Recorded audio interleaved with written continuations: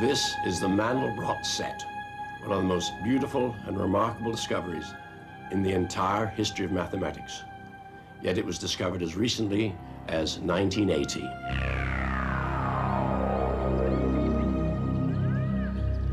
The invention of the silicon chip in the 1970s created a revolution in computers and communication, and hence transformed our way of life.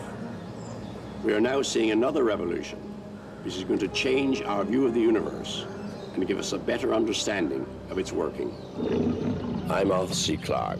I write science fact and science fiction. You may know my movie 2001: A Space Odyssey. I've seen some remarkable developments and inventions in my lifetime, but one of the most extraordinary is the Mandelbrot set and fractal geometry.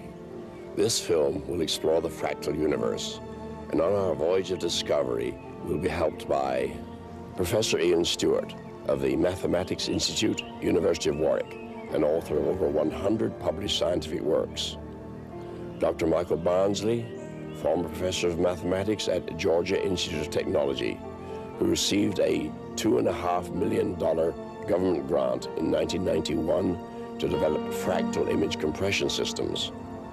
Professor Stephen Hawking, the mathematician and cosmologist, and author of the best-selling book, A Brief History of Time. And finally, Dr. Benoit Mandelbrot, whose unorthodox mathematics led to the discovery of the Mandelbrot set and fractal geometry.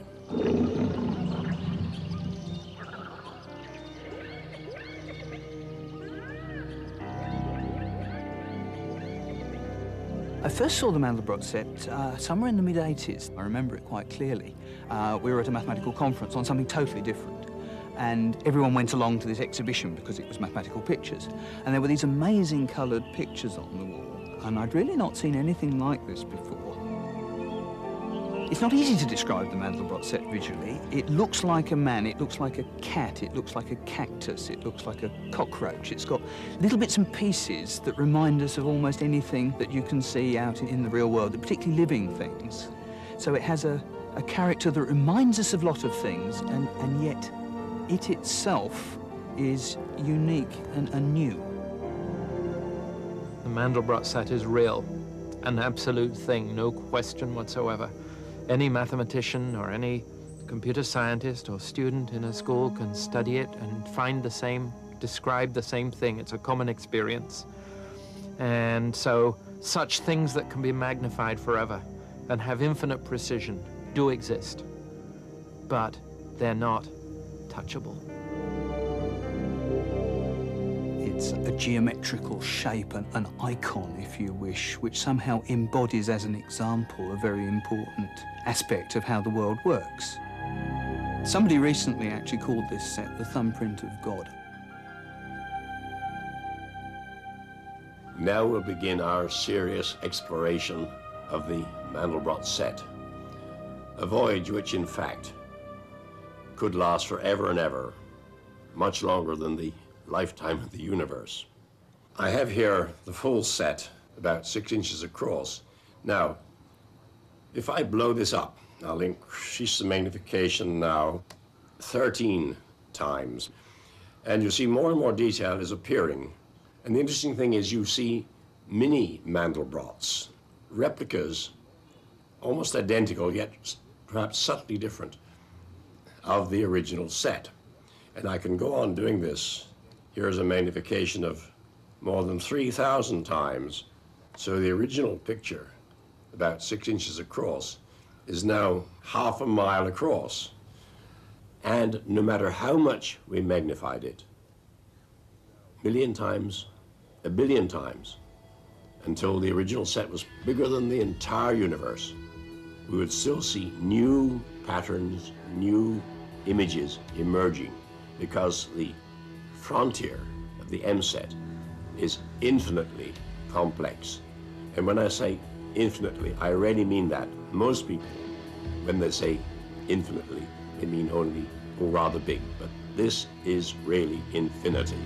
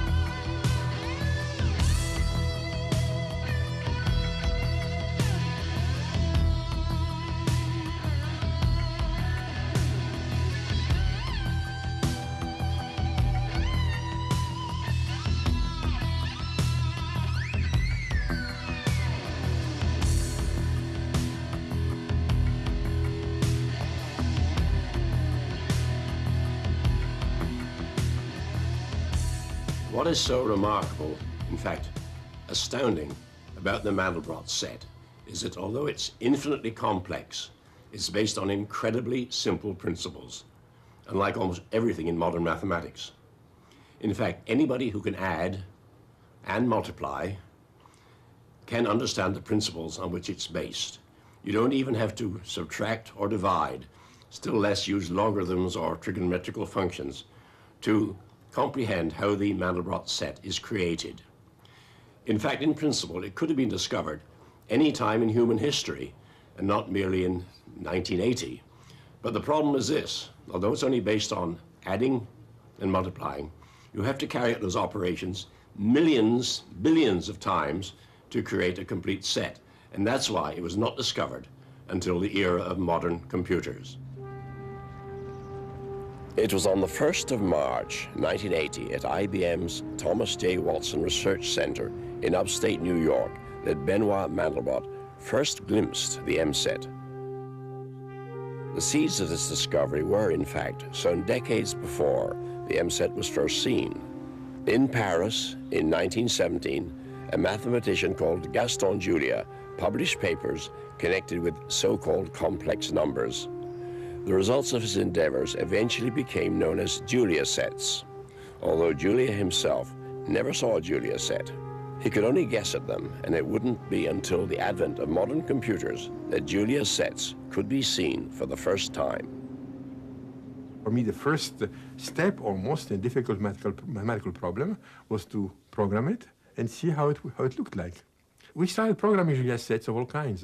It was extraordinarily great fun.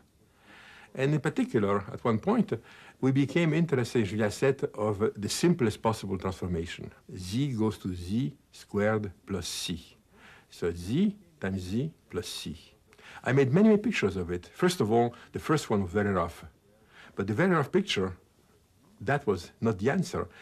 Each rough picture asked a question, so I made another picture, another picture, another picture. And then observations came up. For example, initially we had this Julia set as a big black blob, people call it a bug. And then when the bug became more precisely drawn, there was all kinds of junk around it. Now, the junk might have been anything. For example, part of the junk was just a very poor computer system we had. In fact, it was a miserable system. So what we did was to act like a naturalist, like somebody 18th century botanist or zoologist. You take a microscope and look closer to see what happens. So we looked at some of these little pieces of junk by magnifying the Mandelbrot set, and they vanished because they were just junk. And others did not vanish.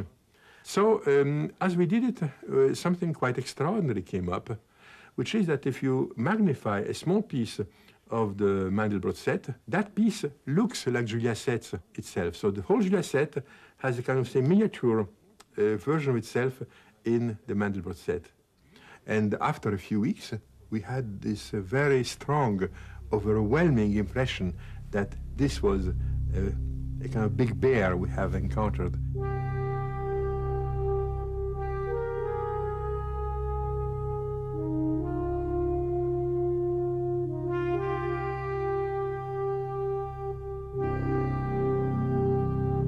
I think the most important implication is that from very simple formulas, you can get very complicated results.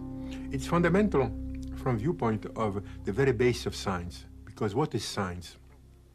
We have all this mess around us, things are totally incomprehensible, and then eventually, more or less rapidly, more or less hard to achieve, we find simple laws, simple formulas. In a way, a very simple formula, Newton's law, which is just also a few symbols, can, by hard work, explain the motion of planets around the sun and many, many other things to the 15th decimal. It's marvelous. A very simple formula explains all these very complicated things. There's an interesting parallel with the equation that almost everybody is familiar with, the only equation almost everybody is familiar with, E equals mc squared, Albert Einstein's equation that says matter and energy are equivalent to each other. That was a very simple equation with very far-reaching consequences. And the equation for the Mandelbrot set is equally simple. Z equals Z squared plus C. The letters in the Mandelbrot equation stand for numbers, unlike those in Einstein's equation where they stand for physical quantities, mass, velocity, energy. The Mandelbrot numbers are coordinates, positions on the plane, defining the location of a spot.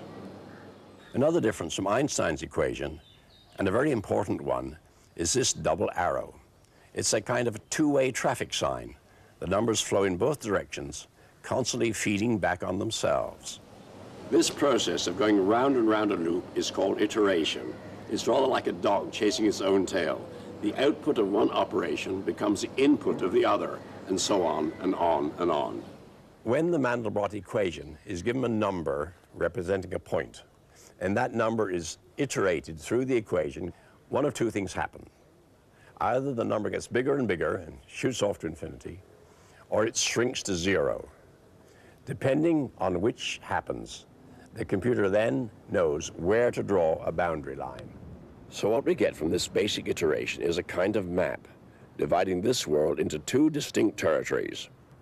Outside of it are all the numbers that have the freedom of infinity. Inside it, numbers that are prisoners, trapped and doomed to ultimate extinction. Think of a computer screen. You're looking at each individual little element, each pixel of the screen. You pick one of these pixels, you apply this rule lots and lots of times, and either the pixel moves off and disappears completely from view, or it moves in towards a fixed point in the middle of the screen. And what you do is, you just want to distinguish between going off out to infinity or going into zero. So any point that moves into zero when you apply this rule, you colour that point black. And any point that goes off to infinity, what people tend to do is colour it all sorts of wonderful rainbow hues about how fast it goes away. The important bit's the black bit in the middle. That's all the stuff that doesn't escape when you keep applying this rule. Now, the colours are completely arbitrary. They could be anything, but they are not meaningless. A very good analogy is the contour map, you'll see, of a mountain range, for example, where the contours are drawn and coloured, the areas are coloured. The highest areas might be coloured white, then brown, then green, and then if you went on into the sea, deeper and deeper blues, just to show where the various levels occur. So it's the same here. You can make the colours anything you like, but they do define the different areas of calculation. And you can change them and get the most gorgeous results. Just look at this. Now, you may think that the frontiers are moving, but there's no motion whatsoever. Only the colors are cycling, in or out. Nothing is moving.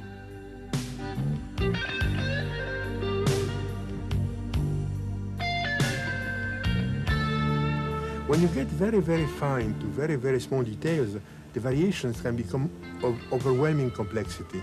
So complex that no single picture can possibly give justice to them. It's impossible in a black and white or color picture to show how complicated it is. The only way is to use what we call the color cycle. That is, the colors change regularly, and each set of colors in a way reveals a different property of these variations, a different variation. So by having this color cycling, one reveals in a very, very strong fashion the extraordinary complexity of the set. If the whole set were represented at this scale, the end of the set will go so far as to go somewhere near the star Sirius. Very, very far, enormously big, for this very tiny speck. Yet in the middle of the speck, you see an exact replica of the whole.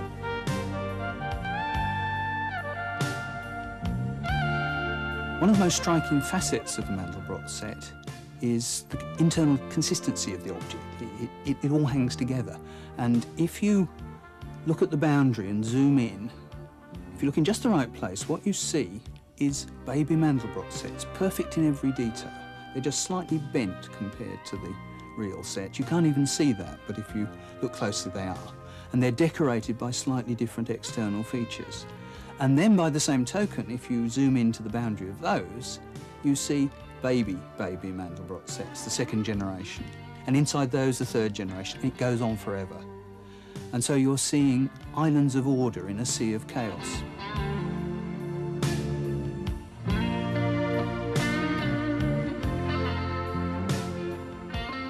I'm sure it's occurred to you that the Mandelbrot set looks like some kind of strange insect. It certainly has an organic feeling about it. It's got warts all over it, and it's also quite hairy. If we go out along one of those hairs, we find something rather interesting. Now look what's happening. At the tip of each hair, it splits into two others, and so on. Each is splitting, going on indefinitely. This splitting up, this bifurcation, going off into apparently random directions quite abruptly, is typical of a class of mathematical entities called fractals. The Mandelbrot set is the most famous fractal. The word fractal means any geometrical structure that has detail on all scales of magnification. No matter how big you make it, you still see extra new details you didn't see before. And the name was actually invented by Mandelbrot himself. He felt he had to have a name for this area he realized he was working in. And so he coined the term fractal because it conveys this feeling of fragmented, broken, fractional, irregular. It took a long time for us to emerge and start to look out at the other part of the physical observable universe, not as narrow studied little entities, the scientist who studies the flea on the back of the flea on the back of the flea, but rather being able suddenly to look out at the totality of nature and then say, my goodness me, we've got nothing to describe this with. Clouds are not made with straight edges. Trees are not circles. They're not triangles. They're something very, very different indeed. But there's a continual kind of a pattern that I can see as I look at the edge of a rising cumulus cloud, one of those very, very wrinkly, coruscated clouds that has such fine structure in it. And you say, but there's no lines or circles there. The wonderful discovery has been that there's an extension of classical geometry, Euclidean geometry, which is called fractal geometry. Fractals are shapes which we are extraordinarily used to in, how to say, our subconscious, ill-organized life. For example, everybody knows that if you take a map of Britain on a small school globe, you see a very simplified shape. Cornwall is just a kind of triangle, and Wales perhaps a little rectangle. You cannot put the details on a small map. If you look at in a larger map, you add more detail. The closer you come, in a certain sense, imagine yourself like somebody coming on a rocket. From far away, you see very little. And the closer you come, the more detail you see.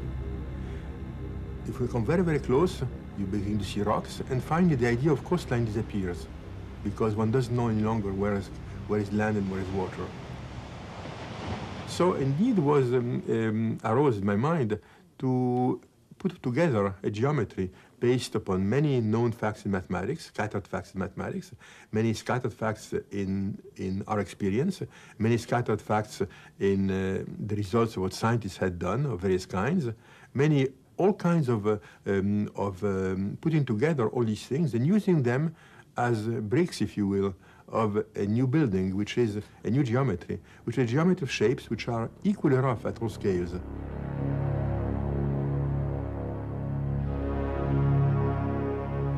One of the revolutions in thought that's resulted from this discovery is the realization that nature deals not in smooth, continuous objects, as we always imagined, but more often in fractals. And I'd like to show you how she does this.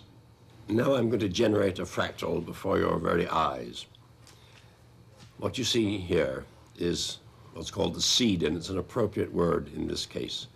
Those two lines represent the first generation of the formation of a geometrical figure.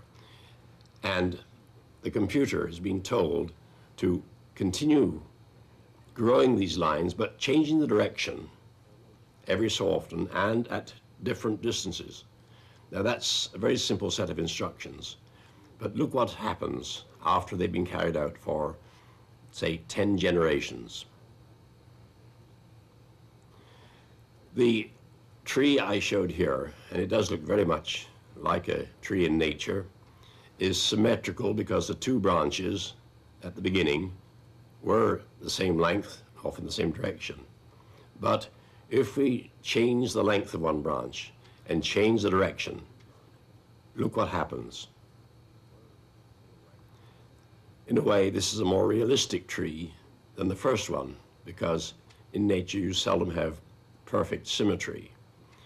Much more elaborate structures can be created by very similar rules. I'd like to emphasize that all these shapes or objects, or whatever you call them, although they look real, are generated entirely in the computer by following out a few simple instructions and repeating them over and over again. This is the way in which nature creates things. It's exactly like the DNA in a butterfly's egg. Somehow that unravels and unrolls to form the extraordinary and beautiful pattern on a butterfly's wing with its myriads of colors and form. Somehow it's hidden in that seed in the DNA, and not only that, but the wings themselves probably only occupy a relatively small part of the total DNA. They are, if you like, a little formula that is unraveled by the process of growth and deterministic following of rules to form this natural and beautiful thing.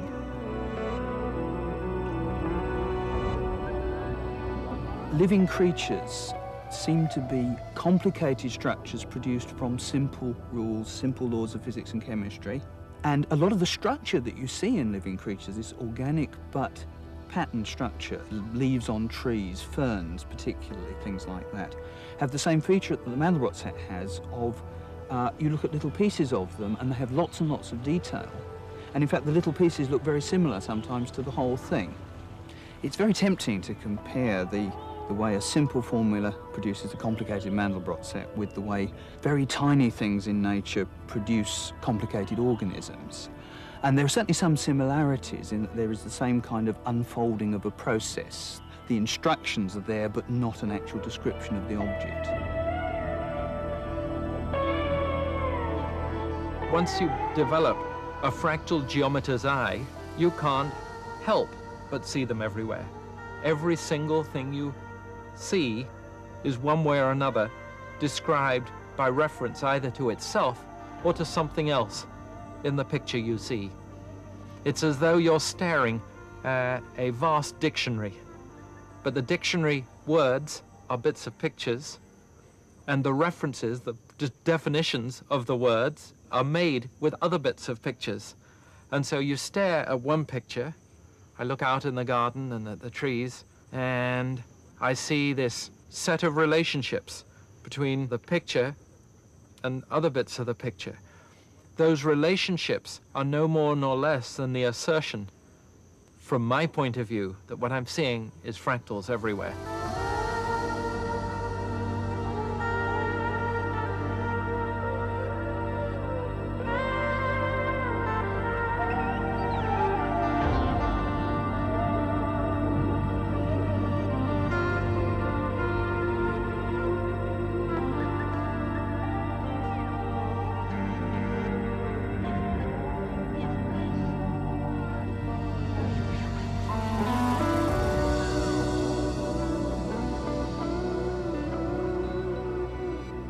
The discovery of fractal geometry changes completely the kind of patterns we can look for in nature. And that is a really fundamental change to the sort of things mathematicians and scientists can do. And that's got to have a big effect. Fractal geometry is already being applied throughout the physical sciences as a way of describing data in a new way. And the dream is that a fractal geometer can describe a cloud as simply as an architect can describe a house.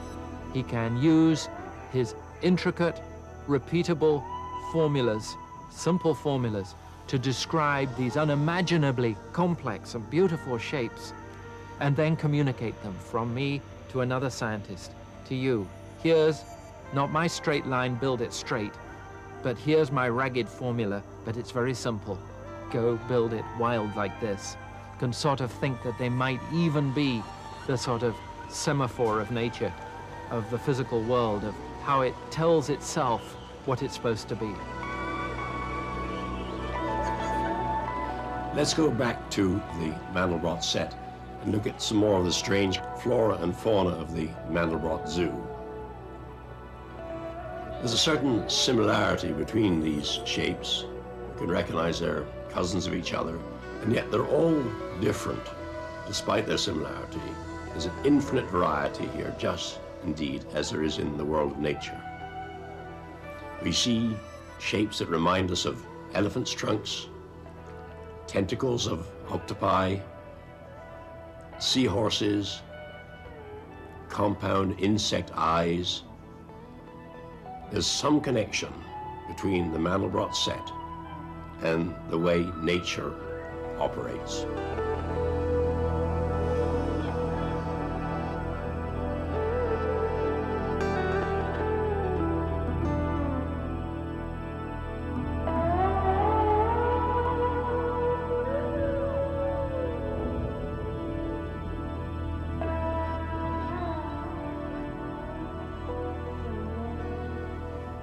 I'm looking at Saturn, one of the most beautiful objects in the sky. In fact, we've discovered quite recently that the beautiful rings of Saturn, which have intrigued astronomers for centuries, do illustrate some of the phenomena we've been discussing in the Mandelbrot set. As you go closer and closer to Saturn, you see more and more detail which no one had ever dreamed of before the space age opened and we were able to get close-ups of Saturn and its rings. It's not surprising that when we have so many examples of fractals and related phenomena here on this planet, there are even more in the heavens. To me, just looking up at the Milky Way is staring at a fractal. It's got an extraordinary dotty character, and yet if you take a magnifying glass to it, that is a telescope, and you look at it ever closer, you find that there are hundreds and thousands more little dots where you thought there was almost none. So you get an immediate example of a structure that seems to go in and in and in with more and more detail.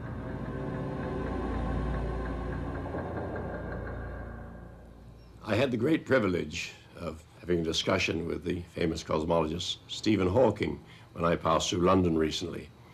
And I said to Dr. Hawking, the Mandelbrot set is infinite in detail.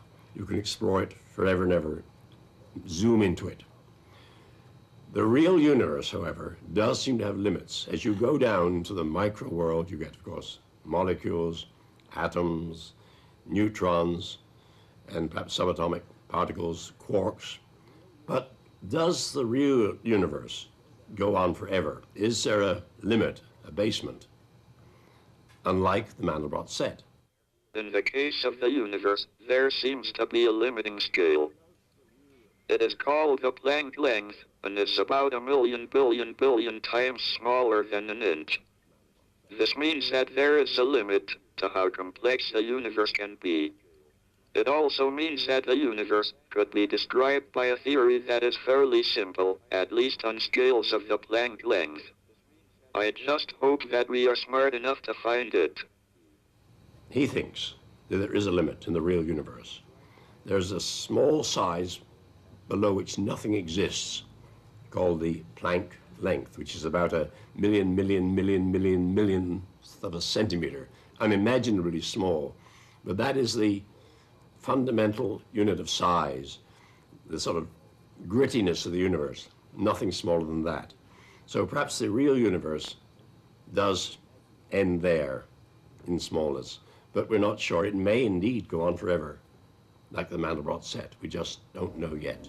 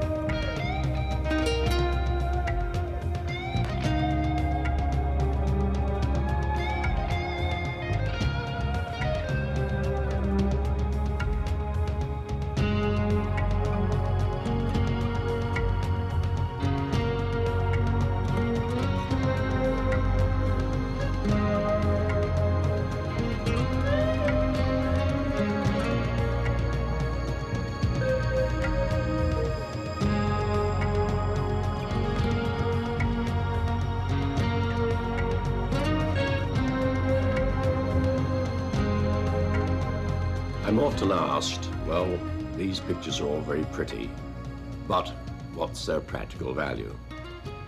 And I'm tempted to answer in the famous words of Faraday, who once said, when someone asked him what use were these experiments playing with wires and magnets, what use is a newborn baby? Faraday is also supposed to have told the Prime Minister, one day, Mr. Prime Minister, you'll be able to tax it.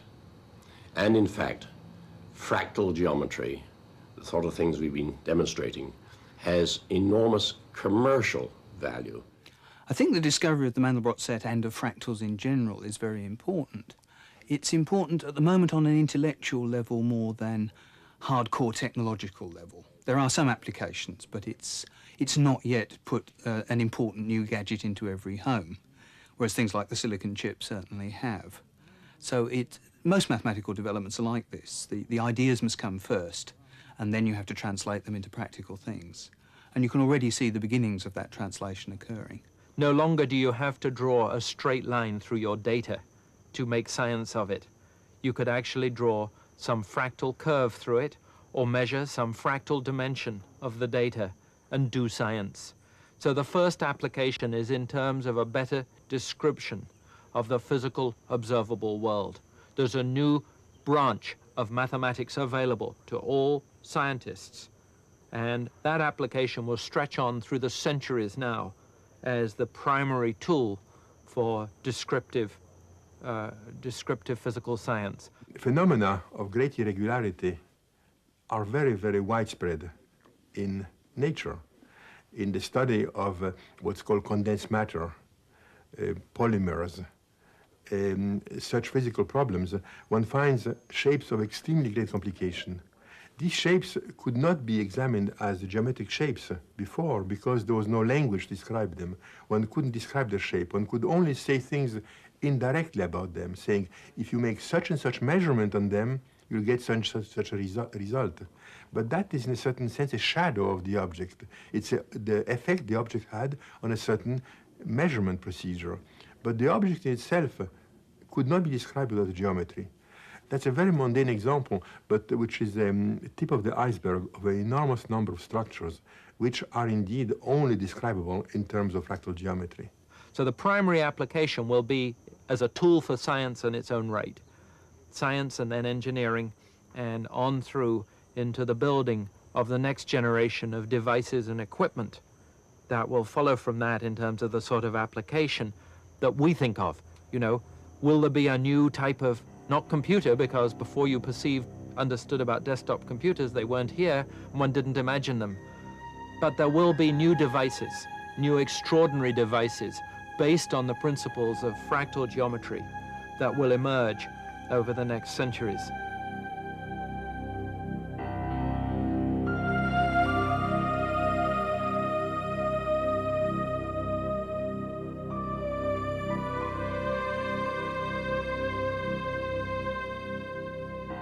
Suppose you were the owner of a television station or a satellite which could broadcast just one television program.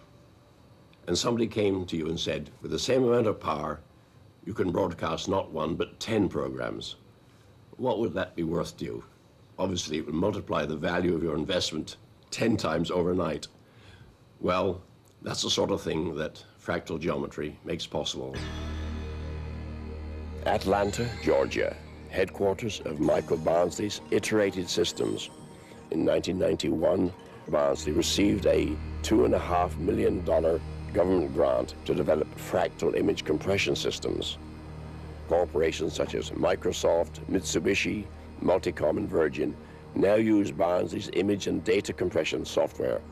One of the most exciting moments occurred when I discovered the collage theorem. We'd been trying to work out how you could control a certain class of dynamical systems to make pictures of leaves. Then, struggling with the question, it just dawned on me that it was very simple. You needed to form a collage, a covering of the object with copies of itself, smaller, shrunken copies, so that the whole object was tiled with copies of itself. It's a self-reference statement. It's as though you took instead you might take a triangle and cover it with little triangles. You might take a square and cover it with little squares, Well, the theorem said if you took a fern and covered it with little ferns, then you would have created a dynamical system or a formula for a fern. But if you tried to actually create a picture using the collage theorem, it took hundreds of hours of graduate student time working on the problem. And the holy grail at this point for us became the question of, could we find a way to tell a computer, just look at a picture, a digital picture, and automatically go ahead and find the fractal formula for it. The discovery of how to automatically calculate the collage for an arbitrary picture came to me in a dream. From the early days of doing mathematics, I used to have a recurrent nightmare, which was something to do with studying matrices. And they kind of remind one of perhaps an old-fashioned telephone switchboard. Well, in the dream what happened was there was thousands of holes and lots of wires connecting everywhere to everywhere. And it was always a sort of tense muddle between the switchboard with all the wires going everywhere, always in a horrible tangle, and somehow it represented a matrix. I'd had this nightmare many, many times over 20 years. Night of the anniversary of my father's death, 2 years after, suddenly I saw in the dream how you could straighten out the switchboard, how all the wires would become untangled and nicely connected, and how you would join all the wires from big blocks to little blocks in the grid. And I woke up in the morning, I knew I'd discovered it, that this was it. This was the total secret to fractal image compression. How to automatically look at a digital picture, these ones made of the low resolution input, like your eye receives, and how to turn it into A, a formula, and B, an entity of infinite resolution. So the goal is now to be able to capture this fire of Prometheus, if you like, this fractal wonder, put it in a box, and being able to make this available to everyone. Using Michael Barnsley's system, we can now compress images so they require drastically fewer bits to store them. Now, whether you compress or expand an image depends on the same fractal principles, and Barnsley's theories have now become a commercial reality. Let's take a look at one of his programs. If we take a tiny piece of this image, which has been stored in digital form in the normal way, and blow it up, it becomes very pixelated, and they're huge pixels. Now, if we take this very coarse image and pass it through Barnsley's fractal analyzer, we can actually reconstruct the details of the original image. If we then put the two images side by side, the difference is startling. So, where has all this detail come from? Well, this fractal image is a prediction based on the digital data sampled at the original low resolution. And you can, of course, magnify this image just as much as you wish, because, like the MSET, it has infinite resolution. What you see are fractal textures, fractal creations that mimic the missing data. They are, if you like, interpolations or predictions, but they're done using fractal geometry. What happens is the original data is modeled by a fractal formula, and then we're looking at that fractal at greater and greater detail. We're all used to seeing, every night on TV, the satellite view of the Earth with clouds moving over continents, showing the formation of storms and so forth. Now, those weather satellites have been operating for decades. What is not so well known is that there are also satellites up there, so-called spy satellites or reconnaissance satellites, which produce images of the Earth, or at least points of particular interest to the military, with thousands of times the definition of the weather satellites. But this means they have to transmit tremendous amounts of data to the ground, far more information than the weather satellites. So therefore, data compression, the ability to squeeze images and send them and then expand them again on the ground, is of enormous importance to the military. And we can thank those satellites for the fact that World War III is not yet broken out, and hopefully never will break out. fractal geometry also has surprising applications in medicine. This is the blood circulatory system of the human body, and yet you'll recognize it. It is a kind of fractal. Now we can understand what is really happening when our blood circulates. Here is the most important fractal of all in the human body, a small portion of the incredibly complex wiring circuit of the brain. We may never understand how our brains work, but if we do, I suspect they'll depend on some application of fractal geometry. Why I think there may be some connection between the Mandelbrot set and the wiring of the brain is because when I close my eyes and press my fingers against my eyelids, I see these patterns. I'm sure you're all familiar with them. You also see them when anybody gives you a bang on the head. Well, sometimes these patterns echo some of the shapes of the Mandelbrot set. Also, I am told, I have never tried the experiment myself, that when certain illegal chemicals are ingested, you experience visual hallucinations strikingly similar to some of the patterns of the Mandelbrot set. Why do these strange patterns have such an appeal?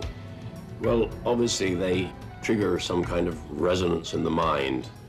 And incidentally, there's an odd coincidence here. The name Mandelbrot and the word mandala for a religious symbol.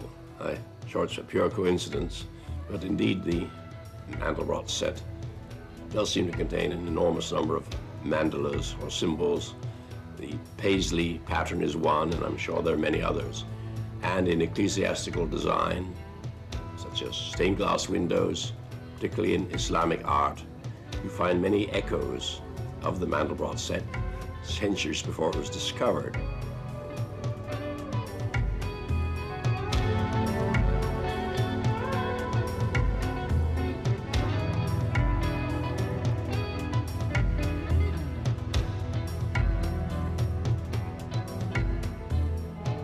I had an experience which many people repeated and told me about.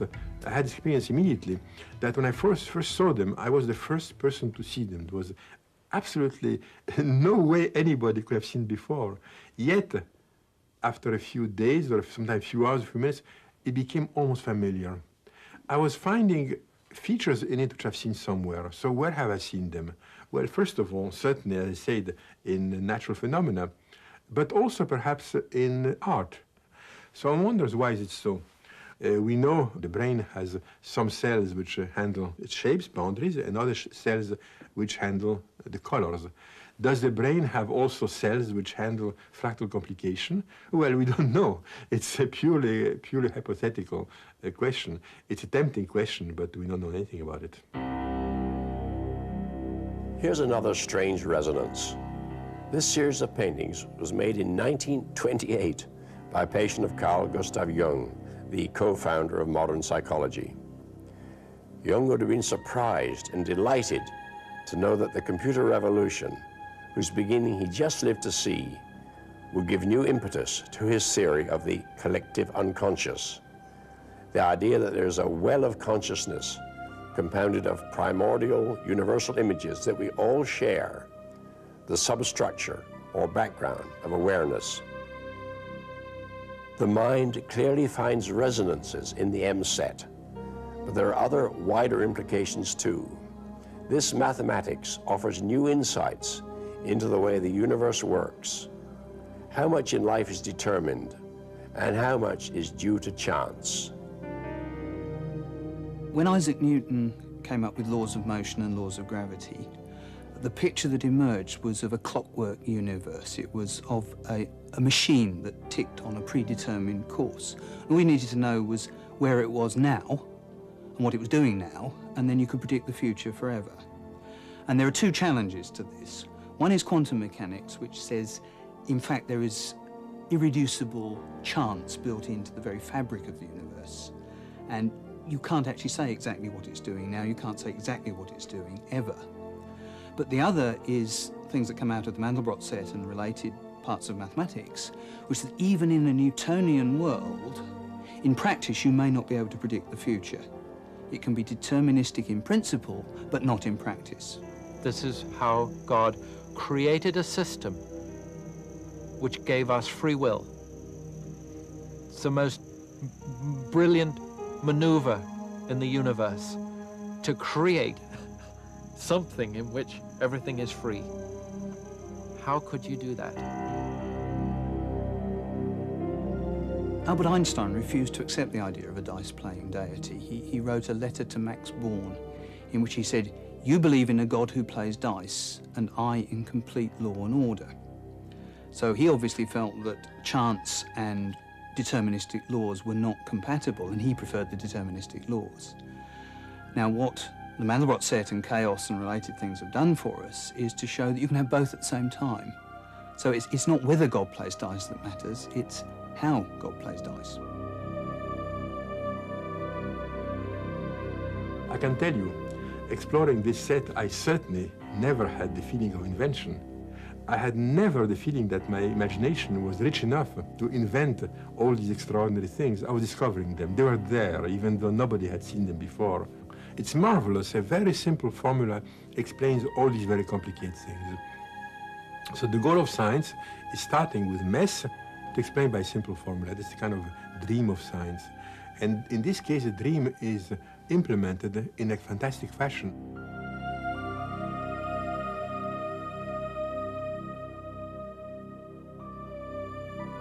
Often when I'm looking at my computer screen and watching the beautiful images unfolding, I'm reminded of Keats's famous lines, "Charmed magic casements opening on the foam of perilous seas in fairy lands forlorn." The Mandelbrot set is indeed one of the most astonishing discoveries in the entire history of mathematics. Who could have dreamed that such an incredibly simple equation could have generated images of literally infinite complexity? We've all read stories about maps that revealed the location of some hidden treasure. Well, in this case, the map is the treasure.